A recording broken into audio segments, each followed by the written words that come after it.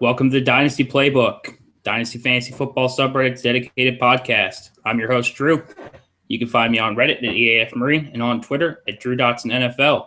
With me is my co-host, Tyler. You can find him on Reddit at Barles and on Twitter at HBomb9508. Unfortunately, due to some technical difficulties, we're coming to you a little bit late this week, but we made it. Draft is upon us. You ready, bud? Oh, man, I'm ready. It's draft week. Just hold tight. Well, we got 3-4 more nights, and then we got the draft, and then our rookie drafts will be kicking off the next week. So we almost made it through the Sahara of the offseason. No, this is not the Sahara of the offseason. The Sahara of the offseason is training camp and rookie camps and Don't spoil my mood. Let me have this, and then we'll deal with that in June and July. But I'm sure we'll find another startup or two in between now and then to quench our thirst. Yup. Oh man, I'm ready to go. You have no idea. I'm feeling the itch. That might be herpes, but I'm pretty sure I'm just ready to draft. But this is an exciting episode. This is our 25th episode. I didn't know if we'd make it this far when we started, but here we are, going strong. So you've been with us about half that time. Dave and I kicked it off, and we're happy to be here. Thanks to you guys for still listening with us, and for those of you that have been listening with us from the beginning, God bless you for hanging in there with us. It was a little bumpy there for a while, was it not? That's going a little light on it, but sure. But let's jump right into our college player discussion, because there are only going to be college players here for another couple of days. Let's start with our first tight end ever, and that's Max Williams. This dude is a youngin', just turned 21 a couple days ago.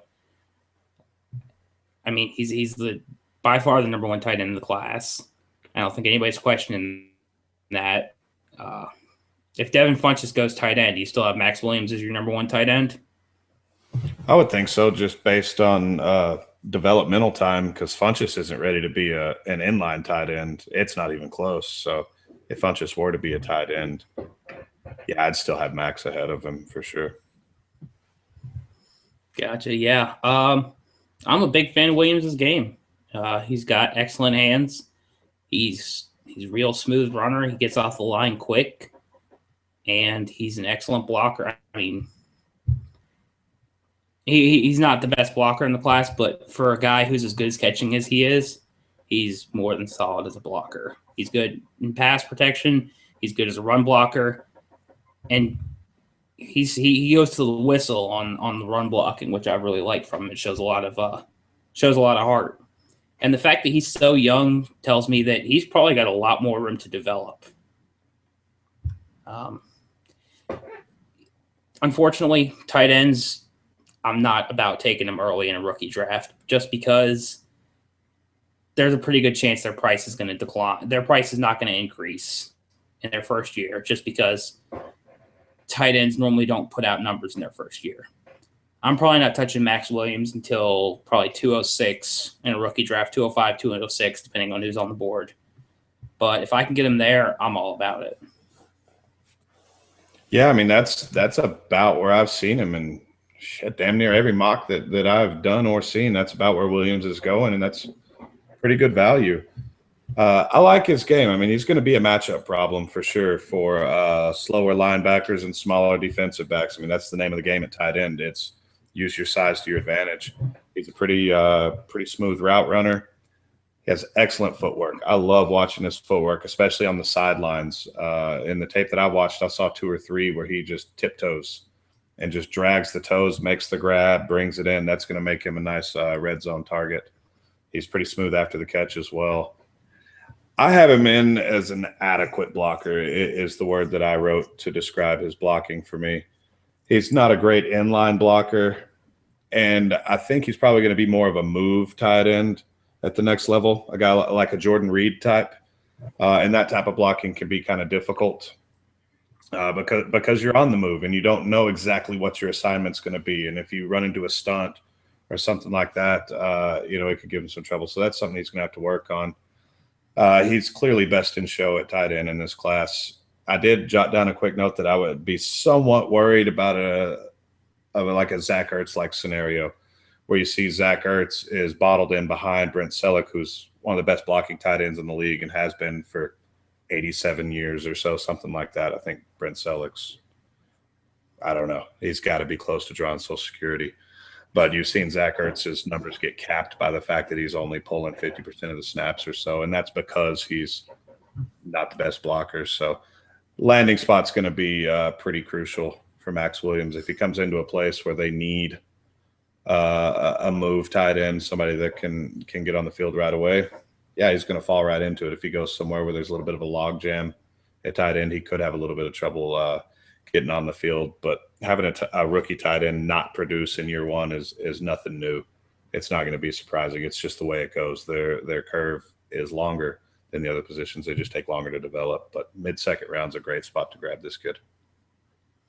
Yeah, and I'm not terribly concerned about his issues with blocking in that he was only a redshirt sophomore. So he hasn't had a ton of time to really develop a lot of technique and a lot of real time getting reps doing it. So I could easily see that aspect of his game improving just by having some higher level coaching.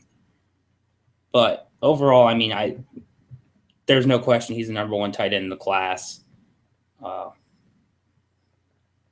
If he falls to me at 206, I'm snagging him up. I already did we did a rookie draft not but a week ago, and I ended up getting him at 207, 208. I think that's about right. You had a little cluster of second round picks, and he was one of your picks. And when you picked him, I was like, hey, yeah, good snag there. I later grabbed Walford and Jesse James, who are well behind Max Williams, and I got him a lot deeper. But I would have been much happier with Max. I just wasn't in position to get him. Yep. And I think that about does it for Max Williams, and we can move on to our next guy, who's really just a guy, and that's going to be Desmond Lewis, who's going to be 22 at the start of the season. Maybe had a real hard time finding a birth date for him, but overall, I was just not impressed at all. He did nothing for me. He seemed very lumbering off the line. He didn't have consistent hands. He didn't seem to track the ball especially well. He just doesn't do anything that excites me. He may slot in as a good depth receiver on a team, but even if he ends up getting some starts out of it, I don't think that's going to translate to fantasy numbers. I think he's a guy that if you take him in your rookie draft, it's going to look like a wasted pick. He's going to be a Brian Hartline on your roster at best. Yeah, the big deal with this kid is he's 6'4", 215. If he wasn't 6'4", 215, we wouldn't want anything to do with him. So we're just he's getting projected as this sleeper, and that's what he is. He's a sleeper. He's an under the radar guy. He is so incredibly raw as a receiver. I thought he high pointed the ball pretty well. A lot of that is probably just because he's taller than the defensive backs, but he can't separate at all. He allows the defensive backs to get in the lane. He's not physical. He's not strong. He's a bad blocker. He's terrible after the catch. Sorry, Tim Slimbo. We don't like Desmond Lewis. We threw it out there. I know there were a few guys that wanted us to talk about him, but he's not going to be my guy by any stretch. He's doo-doo. Let's say he's just Jag. He's just Jag, man. Yeah. And I think that's really all we got to say about him. So, we're going to sit here and rag on the guy the whole time. And going through the transcripts from all our earlier shows, I realized up until this point, we hadn't touched on my 101, and that's my man Todd Gurley. That's a running back out of Georgia, for those of you who don't watch college football. He's going to be 21 right before the start of the season. He's 20 now, so super young. super productive, excellent in essentially all aspects of his game. He's one of the better pass blocking backs in the class. He's a 3-down back. He works excellently in the pass game. He's got good hands. He runs, good enough routes for running back. And there's not a whole lot to be said. We're not going to spend a whole lot of time on him just because I feel like it's been talked about ad nauseum with other podcasts, but he's fantastic. And I want him to come be my buddy. Yeah, I wrote down one note about Gurley. He good. Gurley's good. He's the best running back prospect in a minute. So love Todd Gurley. The only detraction is the injury history. An ACL tear. I heard, and I forget who, somebody on Twitter put out a tweet that an ACL tear nowadays is about like a bloody nose. And I don't know if it's that little of a concern, but it's just kind of just another day at the office anymore. He should bounce back from that just fine. He was injured in 2013 as well, had leg issues, ankle, thigh, that. But, that's the only negatives you're going to find on this kid. You're not going to find any on-the-field negatives. If you are, you're nitpicking. Gurley's a stud. Yep, he's gonna get to finish his rehab around NFL doctors. It's gonna be a higher caliber doctor than he saw in college. They're gonna make sure he's doing his rehab well. They're gonna make sure that he's in top shape, that he's not neglecting anything. And I really don't have any concerns. If you're picking at the 101, chances are you probably earned it. You're not going to need production from him if he starts out on the PUP list. So I have no problem taking him. He's my 101, locked and loaded. I love Amari Cooper. I love Kevin White, but I'm taking the running back. And as messed up as that sounds, give me Gurley. And that'll put a bow on that. Let's move on to our IDP player for the week. And that's old Tyler's man, Paul Dawson, who was, according to Google, born circa 1993, which is an excellent way to word that, which means he'll probably be 22-ish sometime this season. I'm really torn on Paul Dawson. He shows an excellent ability to diagnose the play. As soon as he diagnoses the play, he's on top of the ball carrier. And I really like that from his game. But he showed a lack of ability to tackle, just really poor form. And I would have liked to have seen more strength when he was making the tackle. It seemed like he had to throw his entire body weight into it to take down some of these bigger players. And that's kind of a concern to me. So I'm really torn on where I stand on him, but this is a guy I'd probably be pretty comfortable taking late third, early fourth of an IDP rookie draft. That's exactly where I have his value pegged. I actually wrote a piece this week on Paul Dawson, and I hadn't watched tape on him in a while. And I mentioned in my article that I had begun subconsciously moving him down my board after the combine because his combine numbers were bad. I think he ran just under a 5 flat 40. He didn't run the 3 cone. He didn't look good in doing what he did. Of course, the numbers improved on the pro day, but blah, blah, blah. Everybody's numbers improve on their pro day. Thing about Dawson, like Drew said, he's got an uncanny nose for the ball. His instincts are the best in this class. And for me, it's not even really close to get to the next guy who's a better true linebacker. He's damn near unblockable, especially at the second level. If a blocker gets to him at the second level, they're not going to get their hands on him. He's not going to stay tied up for very long. He's a pretty good man-to-man coverage guy. He knows where to be. Now, his flat line speed, which it's not 5 flat, it's probably more like a 4.7, 4.8, which is adequate at the NFL level. His flat line speed, he's not going to be able to keep up with Gio Bernard or Shane Vereen. And nobody is, to be honest, at that position. There are a very, very select few number of linebackers that can cover guys like that.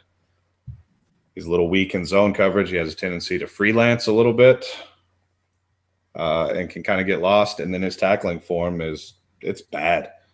To watch him, actually try to make the tackle, it's just not good. He doesn't get his hips through. He doesn't wrap up. He's just kind of a bull in a china shop. But that can be fixed.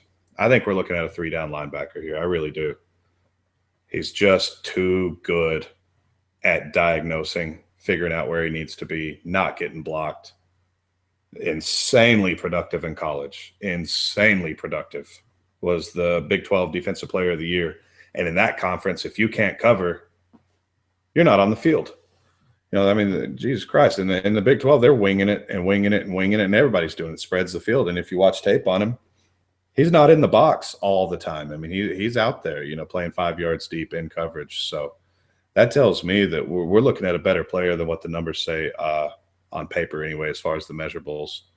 And if you've ever listened to me wax philosophical about linebackers, I'm all about instinct, nose for the ball. And this kid has that in spades. So I think we're looking at a linebacker that's going to present really, really nice value in as early as the middle of the third round is where I'm going to be targeting him. Gotcha. Where does he rank overall among your inside linebackers?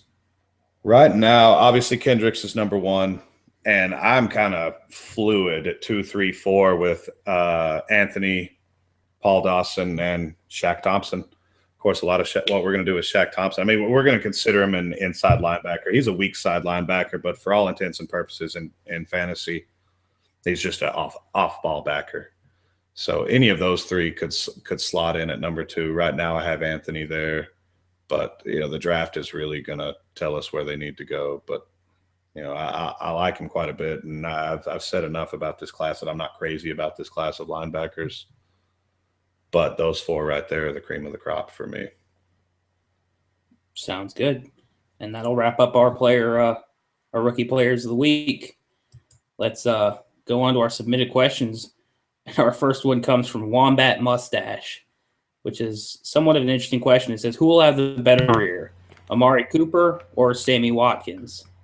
And that's really a tough question to answer without knowing where Amari Cooper is going to end up. But I'd be pretty comfortable betting that it's going to be somewhere better than Sammy is now. And they are fairly comparable in terms of talent level, not in where they're similar in talent. And just based on that, I think the start of Amari Cooper's career is probably going to end up looking better than Watkins. But I think Sammy will probably finish off his career as the better wide receiver. I agree completely. That's exactly how I broke this down. First off, the question is almost impossible to answer right now. Sammy's situation sucks. Everybody knows it. It's no big secret. But I also think that Sammy Watkins is I hate to use the word transcendent. That's probably a little bit too much, but Watkins is a hell of a talent, man. I mean, and the numbers he put up last year were pretty dang impressive, given the fact that he was a rookie in a bad situation with Kyle Orton, who's not good. In case you're wondering, Kyle Orton's not good. So if I had to choose one right now, I'd take Sammy for sure. Yep. And that'll wrap that up. Let's move on to our next question.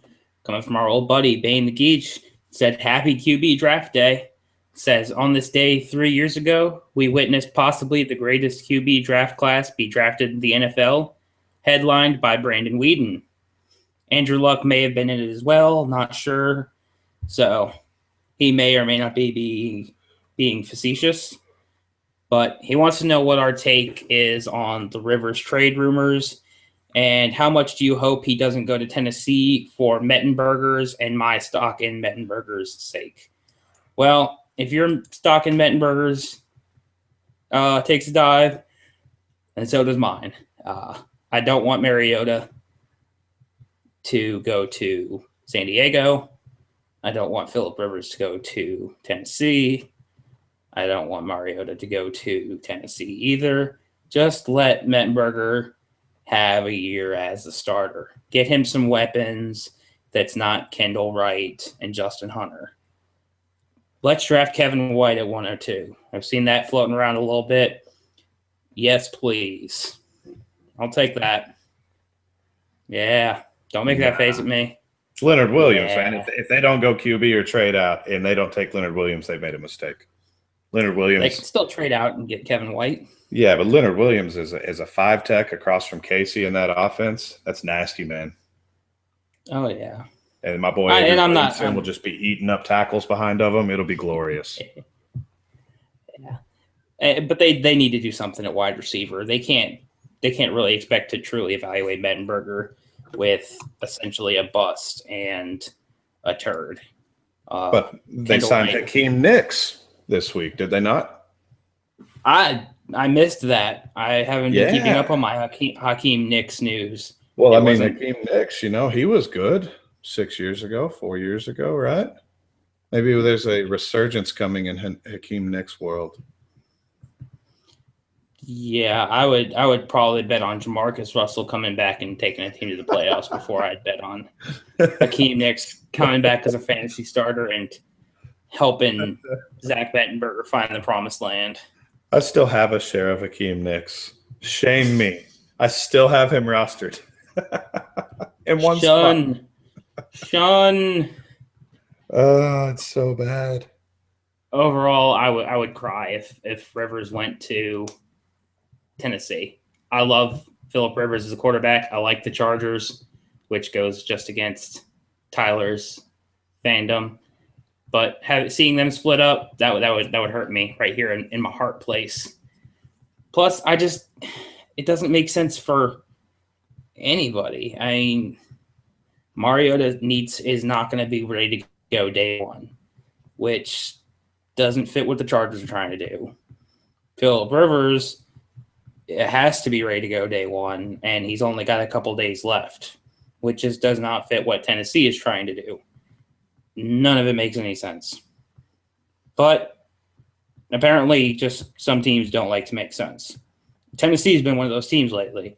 I mean, they hired Ken Wisenhunt, and we know how much he sucks ass. The Wizinator.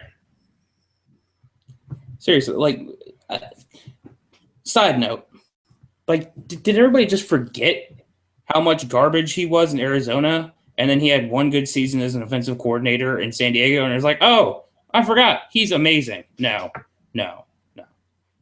He was garbage in Arizona. He's garbage in Tennessee. Sorry, Titans fans. Shit's going to suck for a minute. I mean, another minute. More minutes than they've already sucked, which have been many, many minutes. Significant. Frank Wycheck's not walking through that door, right? Is that's where we're going? Eddie George isn't coming back. No, it's going to suck just as much as once Jeff Fisher walked through that door. Yeah. He never made mediocrity look so good. But that's quite a tangent. So hopefully for all our Mettenberger shares, none of that happens. So let's move on to our next question. Coming from Awesome Andy Man. Said Trey Mason ended the season as St. Louis's primary back, but lost snaps to Benny Cunningham on passing downs. Cunningham had 17 receptions for 127 yards to Mason's 4 for 36. Cunningham is versatile enough to line up outside and is the team's best pass protecting back. Given that Mason might continue to average only about 70% of the carries, often doesn't play on third downs, and isn't a factor on screenplays, do you think Mason is primed to slump in his sophomore year? Is now the time to sell? No. I think now is the time to buy. Personally. What do you think? It's tough. Benny Cunningham, and many people will disagree, is a pretty damn good third down running back. I mean, it's not necessarily because Mason is deficient in those areas, but maybe more so that Benny Cunningham is a heck of a football player. I mean, he's a great kick returner. He's good in space, and like OP mentioned, he can line up outside. He's a good pass blocker. Mason is electric. When Trey Mason gets the ball, you know who's in charge. The dude, gets downhill. He keeps them moving. I mean, Trey Mason's a heck of a running back. I don't think it's the time to sell. I mean, every player I've got's for sale at any given time, but I don't know what I would sell Mason for. I mean, if I could get like a 106, 107 for Mason, I'd take it. I wouldn't pay it, but I would take that for Mason, I think. But It's a tough read. I do think Mason's a heck of a football player, but I do think he's going to continue to lose third down work to Cunningham as well. And Drew will disagree with me because he loves Trey Mason. I do love Trey Mason. I got a picture of him in my wallet. There's no way in hell I take the 106 for Trey Mason. Go back, watch the tape of him in preseason, and look how god awful he was as a pass blocker. I mean, you can hardly call what he did even pass blocking. He would just kind of cower and let the defensive player run past him. And even in the small amount of time from the preseason to when he started starting, there was a significant improvement in his pass blocking. And nothing tells me that they're not going to continue to try and improve that with him, which tells me he's probably going to see more third down work, at least in some aspect. It may not result in a ton of extra production, but it's going to enable him to continue the production pace he was at. Benny Cunningham, like you said, is a pretty legitimate third down back in his own right. And I think he's going to continue to see the amount of work he was getting, but I don't think he's going to steal work from Mason. I think Mason is going to continue on the pace he was at. I think he has a very good chance of being an RB1 this year. And I think if I'm selling Mason, I need to be getting the 104. That's Trey Mason versus Melvin Gordon. Who you got? Trey Mason, but I wouldn't be drafting Melvin Gordon at that 104. Would you? But that's where I'm looking at, like 106, looking at Jalen Strong, Jay Ajayi. What about Mason versus Ajayi? I assume you'll take Mason there easily? Yep. Give me Mason. That's fair. That's fair. And like I said, and I agree that Cunningham's not necessarily going to steal work from Mason. And really, in today's day and age, if you got a running back getting 70% of the workload, that's a freaking workhorse in today's NFL, right? I mean, how many guys? Damn right. I mean, they damn near killed DeMarco Murray last year. Dude had 700 touches. We saw what it did to Arian Foster. Arian Foster logging that amount of snaps for 3 or 4 years, and you can just pitch him to the trash heap. Now he's got 1 more year, maybe 2.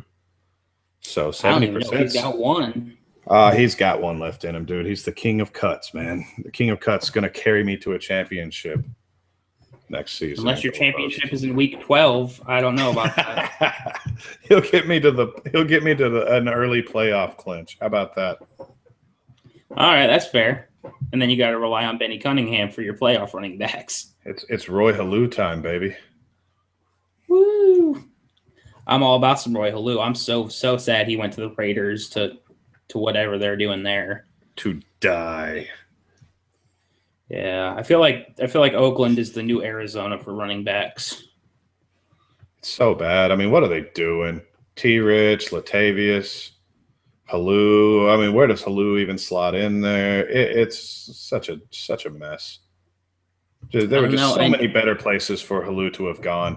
He'd have been better to just staying in frickin' Washington for fantasy purposes than going to the Black Death in Oakland.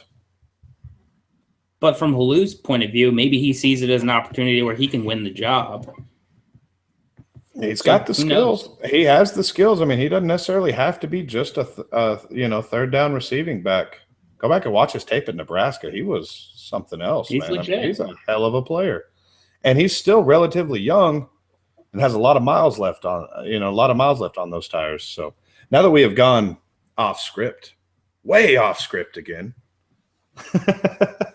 See if we can reel it back in. For those of you who don't go to the Reddit Dynasty sub, one of the coolest things that goes on in the sub is the rapid fire Dynasty value. And, they just kind of get posted at random. Guys post up rapid fire Dynasty values. They throw out about 6 or 8 players, like DeMarco Murray versus LaShawn McCoy. Who you got? And this week we got a rapid fire for the show. And I'll take the first one here. The first one is Amari Cooper versus Kevin White. I'm taking Coop, man. I've said it all along. Coop's my guy. In every set of circumstances, I can see the Kevin White. I love Kevin White, but I love, love, love Amari Cooper. Yeah, I think I'm coming around on Coop as a more solid number 1 for me than he was before. I mean, Kevin White is still a very close number 2, but I think it's less of a 1A, 1B for me than it used to be. And we'll go on to our second one, which is Gurley versus Gordon. Gurley, no contest. Gordon, I wouldn't take in the top 4. Gurley, I'm taking 101. Yeah, it's Gurley. Easy. And the next one, he hit my 2 man crushes out of the class. Nelson Aguilar and Jalen Strong. This is Jalen Strong for me. I love Aguilar, but Jalen Strong is profiles for me. That he has that profile. Drew and I talked earlier about what do we think Jalen Strong is, and I threw out the name Marcus Colston. I think that Jalen Strong could feasibly have a Marcus Colston type career, but he could also have a Des Bryant type career where he really ascends to the next level. So Strong versus Aguilar for me, it's going to be Jalen Strong. Same here, and I got man love for both of them. I mean, to the point where I wrote a love letter to Aguilar, but I'm still taking Strong. And our next one, I mean, it's like he read off my rankings to see who was right next to each other. And it's Ajayi and TJ Yeldon, and I got to take Ajayi. He's my number 3. Yeldon's my number 4. The gap isn't that significant, but it's there. Yeah, same for me. I like Ajayi. I've got Yeldon, a peg behind Ajayi. I don't think we're going to disagree on any of these here, but it's still pretty dang fun. The next is a couple quarterbacks, Bryce Petty and Brett Hundley. I don't know. I guess I'll take Hundley. I like Petty's game. And I'm so bad at even beginning to try to scout quarterbacks and how I think they'll translate to the next level. So I'll go on what the NFL is going to tell me, and I'd be really, really surprised if Bryce Petty goes before Brett Hundley. So if we had to do it today, I'm taking Hundley. Yeah. Speaking of agreeing, I agreed all the way to the extent of I'm going to let the NFL tell me what they think because, I mean, even the NFL isn't that great at scouting quarterbacks, and I'm not going to pretend that I'm any better. So if they think one of them's got a much better shot, I'm going with that one. And I feel like it's going to be Hundley, but if it's not, oh well. I mean, overall, I don't think either of them is going to stick as a starter anywhere for too long, if they do at all. We'll move on to our next one. It's somebody for us who is not close at all, and that's going to be Dorial Green Beckham versus Brashad Perriman. In case you missed it last week, the Dynasty Playbook hates Brashad Perriman as a whole, so it's going to be DGB for me. Yeah, that's a slam dunk. That's like not even close. It's like Gurley Gordon, slam dunk. It's all DGB. The next one's another slam dunk for me. Eric Kendricks and Denzel Perryman going into IDP world. I've made no bones about it. I don't think Denzel Perryman's going to be a great IDP play, and I do think Kendricks is going to be Mr. Steady. So this one's another easy one for me. Eric Kendricks by landslide over Perryman. Yeah, this wasn't very fun. You need to come out with some more challenging ones next week. Because it's Kendricks for me, and it's not close. But back to the DGB Perriman one. Say Perriman goes early second. How far would DGB have to fall in the NFL draft for you to take Perriman over him? I can't envision a scenario where I wouldn't take DGB over Perriman. Undrafted free agent. He gets the Isaiah Crowell treatment. Well, then I'm going to keep passing Perryman anyway. So let me get where were we getting Crowell last year? 3rd round? Right? 3rd round. All right. Take DGB in the 3rd and never draft Perryman to that point. I just think Perryman's going to be overdrafted. I mean, the measurables are fantastic. The dude can fly. I just don't think he's a very good wide receiver. So, there's no way for DGB to fall completely off of my radar.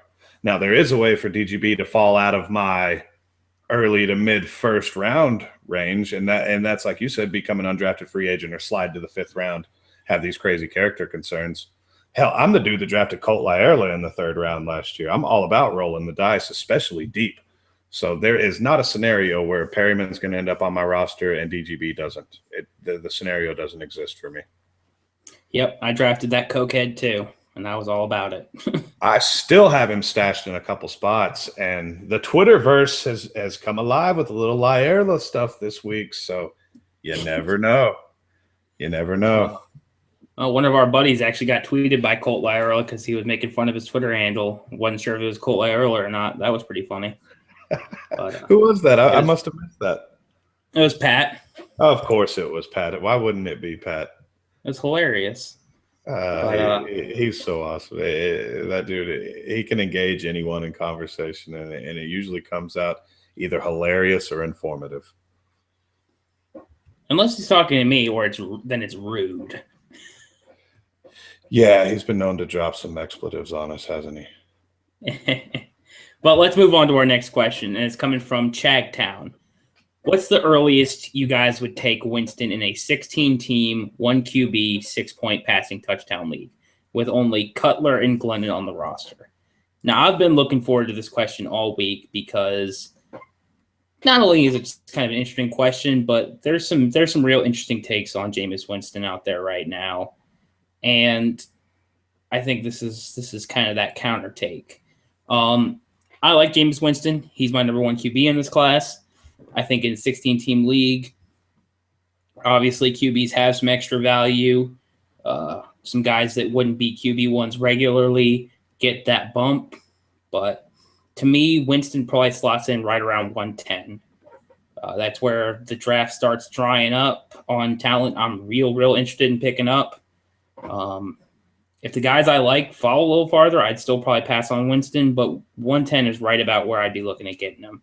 That's where the value seems fair to the point where I'm not overdrafting him. I mean, I'd be fine with rolling with Cutler if I had to, but I bet you could probably take that 110 and trade it for a better quarterback than Winston. Yep, that's exactly what I had written down, 110. I kind of thought, or we kind of thought, Drew and I, that this draft, it was going to dry up a little bit in that area in the 110 to 203, 204 range. And then, as Drew alluded to earlier, we did a rookie draft a couple of weeks ago. And once you finally put it on paper, when the rubber met the road, that's exactly what happened. You get caught in no man's land. And Drew and I both had several picks in that area. I had an early third, and I take Stephon Diggs. Stephon Diggs isn't a 203 pick, but that's where I took him because that's where we're at in this draft is you get to that area and I got, okay, I like 11 guys right here, and I like them all about the same, so I'm just going to kind of play my cards the way that I think I should, and knowing that I had my co-host here sitting right behind me, he was going to take Diggs if I didn't, so I take Diggs. I was going to take Diggs. Of course you were. I mean, we've only had a man crush on Stephon Diggs for well over a year now.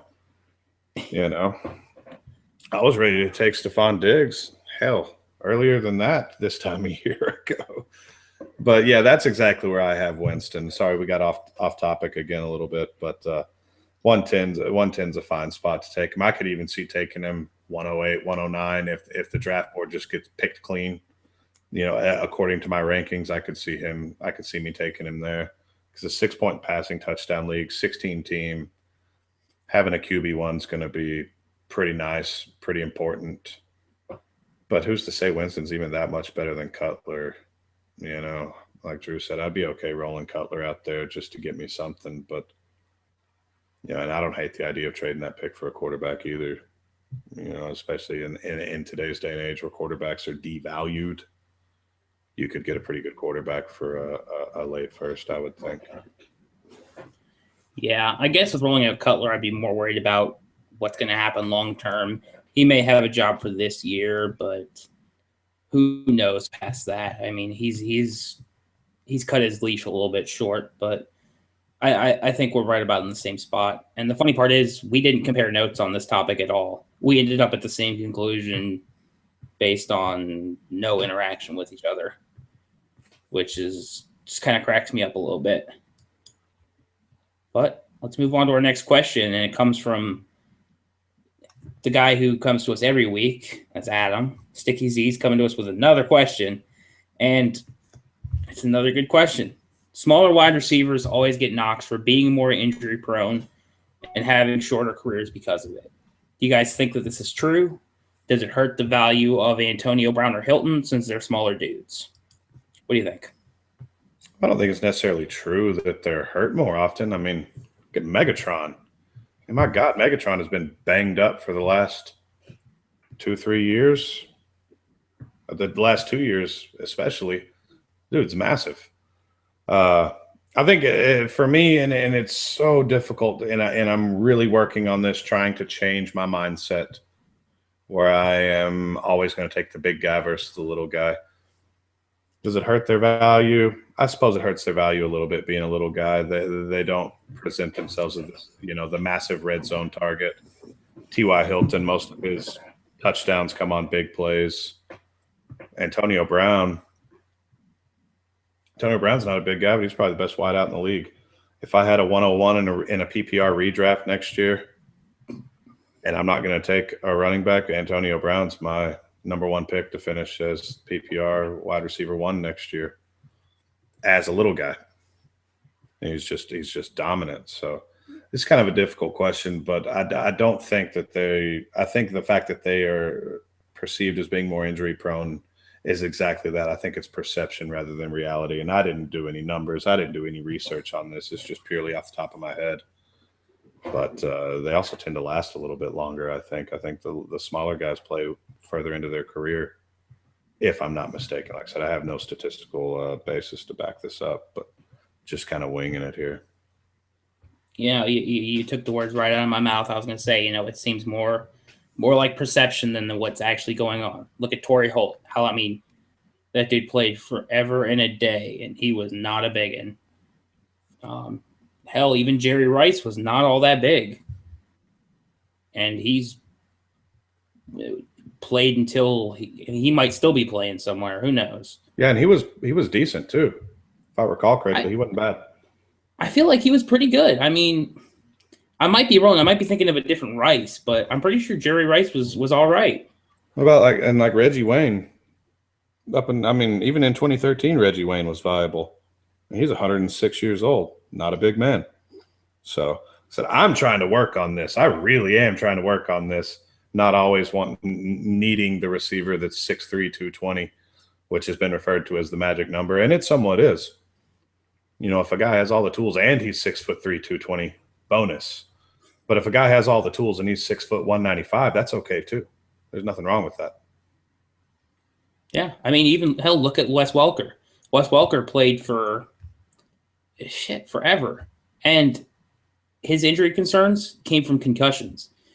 Being short doesn't make you more concussion prone.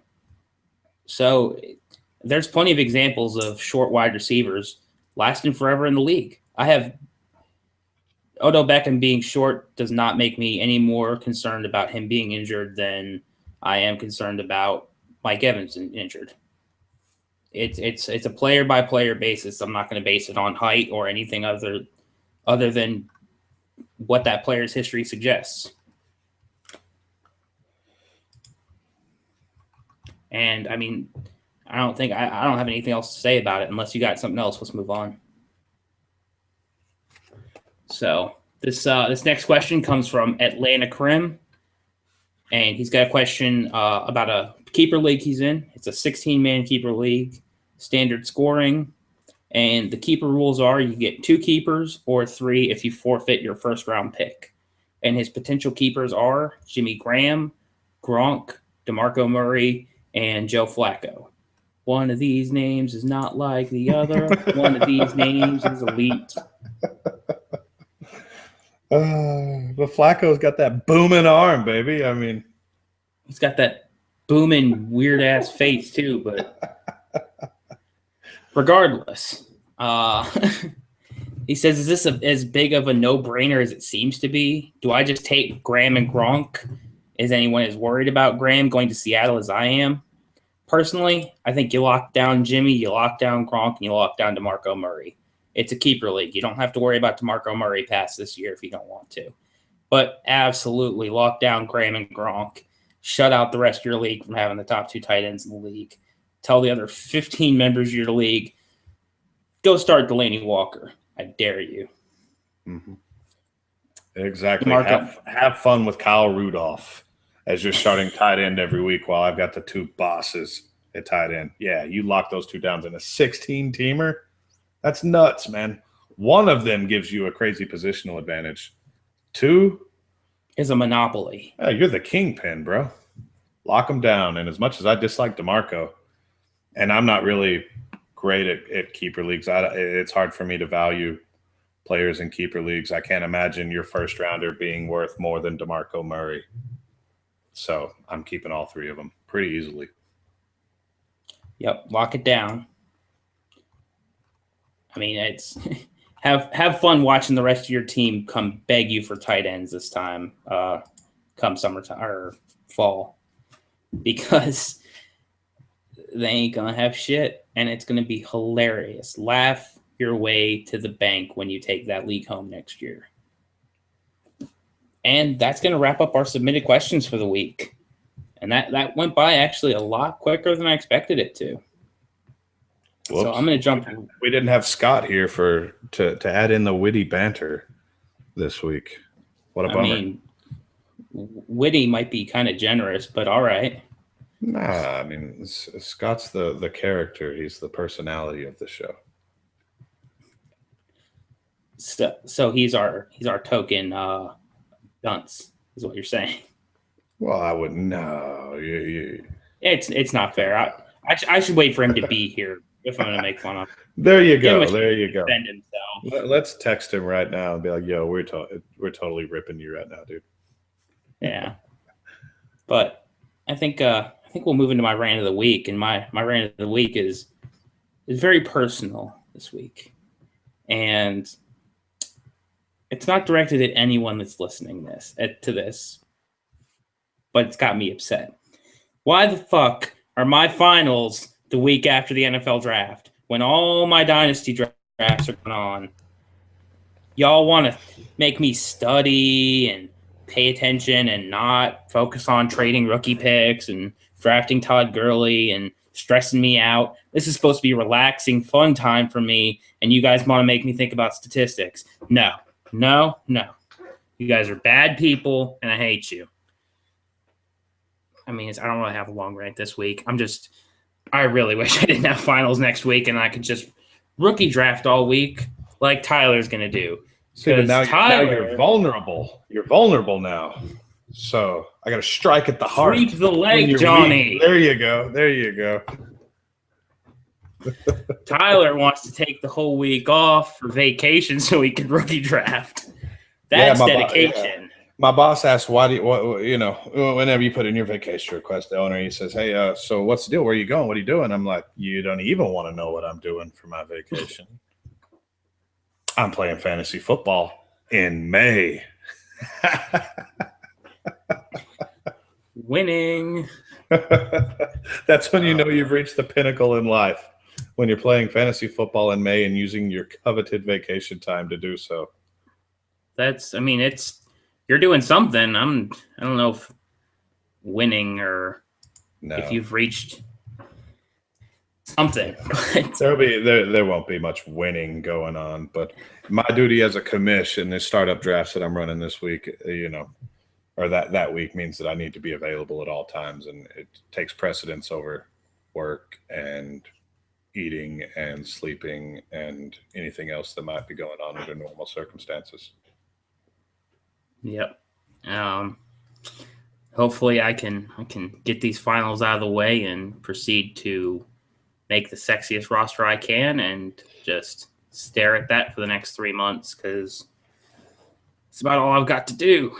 It's going to be a long time till this season starts. So enjoy these rookie drafts while you got them, guys, because they will be gone quickly. And much like the vacation, it's rookie draft season. It's here. We finally made it. You rookie draft, and then what do you do for 2 or 3 months? You just wait. And inevitably join another league or two, because the addiction is real. I can't join any more leagues. I'm maxed out, man. I'm maxed out. But we've got our IDP starting up. We've got all our rookie drafts. We have another best ball. We have a Devi best ball. Oh, it's going to get a little crazy here. I mean, we have just getting into Devi. That's going to take so much research. That'll be a first for both of us, and it'll be a first. But I got a feeling we're going to be ready to go. And there are some pretty good guys out there that could help us along the way. There are some Devi guys over at DLF that are nuts. I mean, these dudes are fantastic resources. Russell Clay, Nathan Powell, Rob Leith. I mean, these guys are amazing. Nick Whalen put out the Devy reports. $5. Yep, Nick Whalen. Huge PDF file. Yeah, and don't think we won't be knocking on their door for some advice, because we will. Oh yeah. But I'm pumped, man. We got a bunch of fun coming up here in the next 6 weeks or so. It's going to be a gas. It's going to be fun, and then summer hits, and now I don't even want to think about it. Yep, and it also means that the Dynasty Playbook's college player discussion will be kind of drawn down now that there's not as many college players to discuss going into the draft, which means we need not content suggestions, but suggestions on what we should do to replace it. If you guys have ideas on what should fill its place until there are new college prospects to look at, any ideas you have, we're more than open to suggestions, because otherwise we're just going to sit here and tell terrible jokes to each other. And believe me, I have some terrible jokes. It'll get bad. It'll be dad jokes central up in the Dynasty Playbook if y'all don't give us something to talk about. Hit us with some IDP stuff, man. I love the IDP talk. I love it. Yeah. So if you guys, anybody that's either heavily involved in IDP or wants to get involved in IDP or just has general questions, man, hit us up, because it's a growing part of the community and we absolutely love it. And I know Scott loves it just as much as we do. So don't be hesitant to ask IDP questions, because we're all about that. Absolutely. And if you aren't in an IDP league yet, get in one, because this time next year it's going to be blowing up. Get on the train before it's too late. Get ahead of the curve, because the IDP revolution is coming. It's real. It's happening. There are a lot of guys out there right on the cutting edge. I mean, things are changing. Player values are changing. Scoring systems are becoming more refined. Starting lineups are becoming more refined. It's if you haven't been into it yet, like Drew said, you need to get on it, because a year from now, the landscape's going to be quite a bit different, I think. Yep. And for those of you guys who like what we do, if you guys are followers on Reddit, the subreddit, the moderators, the playbook hosts, we're going to be hosting an IRC chat and a live playbook for the NFL draft. The details are being hammered out, but join us live. Join us for our commentary and our shenanigans. If you guys are interested in something like that, there's a thread in the subreddit. If you guys are interested in it and you're not on Reddit, shoot me a message on Twitter. Let me know. We'll get you the details and we'll go from there. But I think we'll shut it out early this week. You got any last parting shots for us this week, bud? Nope. I'm all out. All right, that's it. This has been the Dynasty Playbook, the Dynasty Fantasy Football subreddit's dedicated podcast. I'm your host, Drew. You can find me on Reddit at EAF Marine and on Twitter at Drew Dotson NFL. With me is my co-host, Tyler. You can find him on Reddit at Barrow, on Twitter at HBomb9508. Thanks, and have a good day.